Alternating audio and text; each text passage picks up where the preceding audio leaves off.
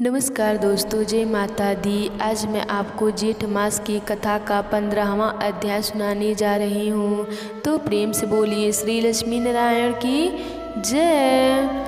श्री प्रसराज जी बोले, कश्यप सूता सुमति और विदर्भ राजा कन्या केसनी, यह राजा सगर की 2 स्त्रियां थीं। उनसे संतानोपति के लिए परम समाधि द्वारा आराधना किए जाने पर भगवान और ने यह वर दिया, एक से वंश की वृद्धि कराने वाला एक पुत्र तथा दूसरी से 60,000 पुत्र उत्पन्न होंगे।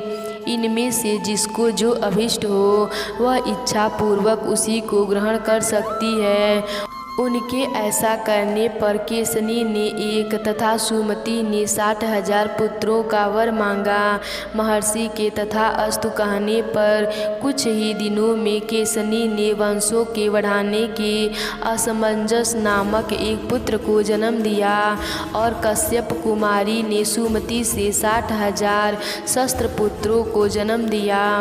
राजकुमार असमज के अनुसमान नामक पुत्र हुआ। यह असमज बाल अवस्था से ही बड़ा दुराचारी था। पिता ने सोचा कि बाल्यावस्था बीत जाने पर यह बहुत समझदार होगा, किंतु यौवन अवस्था बीत जाने पर भी वह उसका आचरण न सुधरा तो पिता ने उसे त्याग दिया। उसके 60,000 पुत्रों ने भी असमज के चरित्र का ही अनुकरण किया। तब असमंजस के चरित्र का अनुकरण करने वाले उन सगर पुत्रों द्वारा संसार में ज्ञानादि सब मार्ग का उच्छेद हो जाने पर सकल विद्या निधान अशेष दोषहीन भगवान पुरुषोत्तम के अंशभूत श्री कपिल देव से देवताओं ने प्रणाम करके अंततः उनके विषय में कहा, भगवान राजा सगर के यह सभी पुत्र असमज के चरित्र का ही अनुसरण कर रहे हैं। इन सब के सहमार्ग में प्रवृत्त रहने से संसार की क्या दशा होगी। प्रभु संसार में दीन जनों की रक्षा करने के लिए ही आपने यह शरीर ग्रहण किया है, अतः इस घोर अपवित्तियों से संसार की रक्षा कीजिए। यह सुनकर भगवान कपिल ने कहा, यह सब थोड़े ही दिनों में नष्ट हो जाएंगे। इसी समय सगर ने अश्वमेघ यज्ञ आरंभ किया। उसमें उसके पुत्रों द्वारा सुरक्षित घोड़ों को कोई व्यक्ति चुरा कर पृथ्वी में घुस गया। तब उस घोड़े के खुरों के चिन्हों का अनुकरण करते हुए उनके पुत्रों में से प्रत्येक ने एक एक योजना पृथ्वी खोद डाली तथा पातालों में पहुंचकर उन राजकुमारों ने अपने घोड़ों को फिरता हुआ देखा। पासहीन में मेघावरणहीन शरतकाल के सूर्य के समान अपने तेजों से संपूर्ण दिशाओं को प्रकाशित करते हुए घोड़ों को चुराने वाले परम महर्षि कपिल को सिर झुकाए बैठे देखा। तब तो वे दुरा आत्मा अपने अस्त्र शस्त्रों को उठाकर, यही हमारा अपकारी और यज्ञ में विघ्न डालने वाला है, इस घोड़ों को चुराने वाले को मारो मारो ऐसा चिल्लाते हुए उनकी ओर दौड़े। तब भगवान कपिल देव के कुछ आँख बदल कर देखते ही वे सब अपने ही शरीर से उत्पन्न हुए अग्नि में जल कर नष्ट हो गए। महाराजा सगर को जब मालूम हुआ कि घोड़ों का अनुकरण करने वाले उनके समस्त पुत्र महर्षि कपिल के तेज से दज हो गए हैं तो उन्होंने असमज के पुत्र अंशुमान को घोड़ा ले आने के लिए नियुक्त किया। वह सगर पुत्रों द्वारा खोदे हुए मार्ग से कपिल जी के पास पहुंचा और भक्ति विनम्र होकर उनकी स्तुति की। तब भगवान कपिल ने उससे कहा, बेटा जा, इस घोड़े को लेकर जा, अपने दादा को दे और तेरी जो इच्छा हो वही वर मांग ले। तेरा पौत्र गंगा जी को स्वर्ग से पृथ्वी पर लाएगा। इस पर अंशुमान ने यही कहा कि मुझे ऐसा वर दीजिए जो ब्रह्मदंड से आहत होकर मरे हुए मेरे अस्वर्ग पृथ्वीगणों को स्वर्ग की प्राप्ति कराने वाला हो। यह सुनकर भगवान ने कहा, मैं तुझसे पहले ही कह चुका हूँ कि तेरा पौत्र गंगा जी को स्वर्ग से पृथ्वी पर लाएगा। उनके जल से इनकी अस्थियों की भस्म का स्पर्श होते ही यह सब स्वर्ग लोक चले जाएंगे।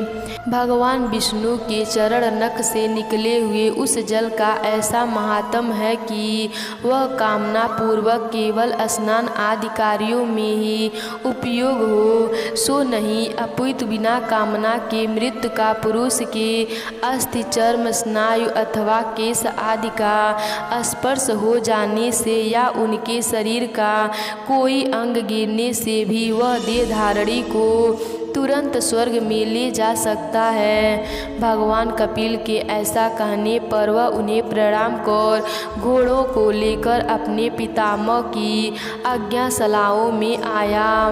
राजा सगर ने भी घोड़ों के मिल जाने पर अपना यज्ञ समाप्त किया और अपने पुत्रों को खोदते हुए सगर को ही अप्यत स्नेह से अपना पुत्र माना।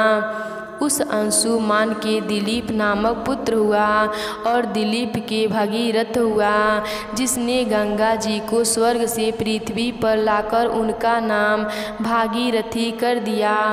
भागीरथ से सुहोस्त्र, सुहोस्त्र से श्रुति, श्रुति से नाभाग, नाभाग से अम्बरीश, अम्बरीश से सिंधुदीप, सिंधुदीप से अयुतायु और अयुतायु से श्रुति तर्पण नामक पुत्र हुआ, जो राजा नल का सहायक और घूत्र क्रीड़ा का पारदर्शी था। श्रुति पर का पुत्र सर्वकाम था, उसका सुदामा और सुदामा का पुत्र सौदामित्र सस हुआ। एक दिन मृगा के लिए वन में घूमते घूमते उसने 2 व्याघ्र देखे। उन्होंने संपूर्ण वनों को मृगहीन कर दिया। ऐसा समझकर उनमें उनसे एको का वाड़ों से मार डाला। मरते समय वह अति भयंकर रूप क्रूरवदन राक्षस हो गए तथा दूसरा भी मैं इसका बदला लूँगा ऐसा कहकर अंतर्ध्यान हो गया। कालांतर में सौदान से एक यज्ञ किया। यज्ञ समाप्त हो जाने पर जब आचार्य वशिष्ठ जी बाहर चले गए तब वह राक्षस वशिष्ठ जी का रूप बनाकर बोला, यज्ञ के पूर्ण होने पर मुझे नर मांस युक्त भोजन कराना चाहिए, अतः तुम ऐसा अन्न तैयार कराओ, मैं अभी आता हूँ। ऐसा कहकर वह बाहर चला गया। फिर रसोइयों का वेश बनाकर राजा की आज्ञा से उसने मनुष्य का मांस पकाकर उसे निवेदन किया। राजा भी उसे सूर्य मात्रा में रखकर वशिष्ठ जी के आने की प्रतीक्षा करने लगा और उनके आते ही वह मांस निवेदन कर दिया। वशिष्ठ जी ने सोचा, अहो इस राजा की कुटिलता को देखो, जो यह जानबूझकर भी मुझे खाने के लिए यह मांस देता है। फिर यह जानने के लिए कि यह किसका है, ये ध्यान अस्त हो गए। ध्यान अवस्था में उन्होंने देखा कि वह तो नर मांस है। तब तो क्रोध के कारण सुक्षित होकर उन्होंने राजा को यह श्राप दिया, क्योंकि तूने जानबूझकर भी हमारे जैसे तपस्वियों के लिए अत्यंत अभक्ष्य यह नर मांस मुझे खाने को दिया है, इसीलिए तेरी इसी में लोलुपता होगी, अर्थात तू राक्षस हो जाएगा। दंततः राजा के यह कहने पर कि भगवान आप ही ने ऐसा आज्ञा की थी, वशिष्ठ जी यह कहते हुए कि क्या मैंने ऐसा कहा था, फिर असमाधि तो हो गए। असमाधि द्वारा यथार्थ बात जानकर उन्होंने राजा पर अनुग्रह करते हुए कहा, तू अधिक दिन नर मांस भोजन न करेगा, केवल 12 वर्ष ही तुझे ऐसा करना होगा। वशिष्ठ जी के ऐसे कहने पर राजा सौदास भी अपनी अंजलि में जल लेकर मुनीश्वरों को श्राप देने के लिए उद्धत हुआ, किंतु अपनी पत्नी मंध्याती द्वारा भगवान यह हमारे कुल गुरु हैं, इन कुल गुरु रूप आचार्य को श्राप देना उचित नहीं है। ऐसा कहे जाने पर शांत हो गया तथा अन्न और मेघ की रक्षा के कारण उन श्राप जल को पृथ्वी या आकाश में नहीं फेंका, बल्कि उससे अपने पैरों को ही भिगो लिया। उस क्रोध युक्त जल से उसके पैर झुलस कर कालमसावर चित्त कवेर हो गए। तभी से उनका नाम कालपासद हुआ तथा वशिष्ठ जी के श्राप के प्रभाव से छठे काल में अर्थात तीसरे दिन के अंतिम भाग में वह राक्षस स्वभाव धारण कर वन में घूमते हुए अनेकों मुनियों को खाने लगा। एक दिन उसने एक मुनीश्वरों को श्रुति काल के समय अपनी भार्या से संगम करते देखा। उस अति भीषण राक्षस रूप को देखकर भय से भागते हुए उन दंपतियों से उसने ब्राह्मणों को पकड़ लिया। तब ब्राह्मणी ने उनसे नाना प्रकार से प्रार्थना की और कहा, हे राजन, प्रसन्न होइए, आप राक्षस नहीं हैं बल्कि इच्छाकुकु लती का महाराजा मित्र स हैं। आप स्त्री संयोग के सुख को जानने वाले हैं। मैं अतृप्त हूँ, मेरे पति को मारना आपको उचित नहीं है। इस प्रकार उनके नाना प्रकार से विलाप करने पर भी उसने उस ब्राह्मण को इस प्रकार भक्षय कर दिया जैसे बाघ अपने अभिमत पशु को वन में पकड़कर खा जाता है। तब ब्राह्मणी ने अत्यंत क्रोधित होकर राजा को श्राप दिया, अरे तू मेरे अतृप्त रहते हुए भी इस प्रकार मेरे पति को खा लिया, इसीलिए कामोभोगों से प्रवृत्त होते ही तेरा अंत हो जाएगा। इस प्रकार शाप देकर वह अग्नि में प्रविष्ट हो गई। दंततः 12 वर्ष के अंत में शाप मुक्त हो जाने पर एक दिन विषय कामना ने प्रवृत्त होने पर रानी दमयंती ने उसे ब्राह्मणी के शाप का स्मरण कराया। तभी से राजा ने स्त्री संभोग त्याग दिया। पीछे पुत्रहीन राजा के प्रार्थना करने पर वशिष्ठ जी ने मदयंती के भार्गवधान तभी से राजा ने स्त्री संभोग त्याग दिया। पीछे पुत्रहीन राजा के प्रार्थना करने पर वशिष्ठ जी ने मदयंती के गर्भधान किया। जब उस गर्भ ने 7 वर्ष व्यतीत होने पर भी जन्म न लिया तो देवी मदयंती ने उन पर पत्थर से प्रहार किया। इससे उसी समय पुत्र उत्पन्न हुआ और उसका नाम असमयक हुआ। असमयक के मूलक नामक पुत्र हुआ। जब परशुराम जी द्वारा यह पृथ्वी वितल क्षत्रियहीन किया जा रहा था, उस समय उस मूलक की रक्षा वस्त्रहीना स्त्रियों ने घेर कर की थी। इससे उसे नारी कवच भी कहते हैं। मूल के दशरथ, दशरथ के इलीवील, इलीवील के विश्वस और विश्वस के खंडवाग नामक पुत्र हुआ, जिनके जिसने देवासुर संग्राम में देवताओं के प्रार्थना करने पर दैत्यों का वध किया। इस प्रकार स्वर्ग में देवताओं का प्रिय करने से उनके द्वारा वर मांगने के लिए प्रेरित किए जाने पर उसने कहा, यदि मुझे वर ग्रहण करना ही पड़े तो आप लोग मेरी आयु बतलाइएगा। तब देवताओं के यह कहने पर कि तुम्हारी आयु केवल 1 मुहूर्त और रही है, वह देवताओं के दिए हुए एक अनवरुद्धि गति विमान पर बैठकर बड़ी शीघ्रता से मृत्युलोक में आया और कहने लगा, यदि मुझे ब्राह्मणों की उपेक्षा कभी अपना आत्मा भी प्रियतर नहीं हुआ, यदि मैं कभी स्वर्ग धाम का उल्लंघन नहीं किया और संपूर्ण देव, मनुष्य, पशु, पक्षी और वृक्षादि में श्री अच्युत जी के अतिरिक्त मेरी अन्य दृष्टि नहीं हुई, तो मैं उन निर्वित ध्यान पूर्वक उन मुनि जनवंती प्रभु को प्राप्त हूँ। ऐसा कहते हुए राजा खड्गवान ने संपूर्ण देवताओं को गुरु अकथनीय स्वरूप समांतरा शरीर परमात्मा भगवान वासुदेव में अपना चित्त लगा दिया और उन्हीं में लीन हो गया।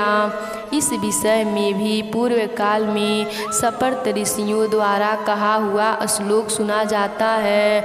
उसमें कहा है, खंडवाग के समान पृथ्वी तल में अन्य कोई भी राजा नहीं होगा, जिनके एक मुहूर्त मात्र जीवन के रहते ही स्वर्ग लोक से भूमंडल में आकर अपनी बुद्धि द्वारा तीनों लोकों को सत्य स्वरूप भगवान वासुदेव में देखा। खंडवाग से दीर्घवायु नामक पुत्र हुआ, दीर्घवायु से रघु, रघु से अज और अज से दशरथ ने जन्म लिया। दशरथ जी के भगवान कमलनाभ जगत की स्थिति के लिए अपने अंशों से राम, लक्ष्मण, भरत और शत्रुघ्न इन 4 रूपों से पुत्र भाव को प्राप्त हुए। राम जी ने बाल्य अवस्था में ही विश्व पितामह जी की यज्ञ रक्षा के लिए जाते हुए मार्ग में ही तालका राक्षस जी को मारा।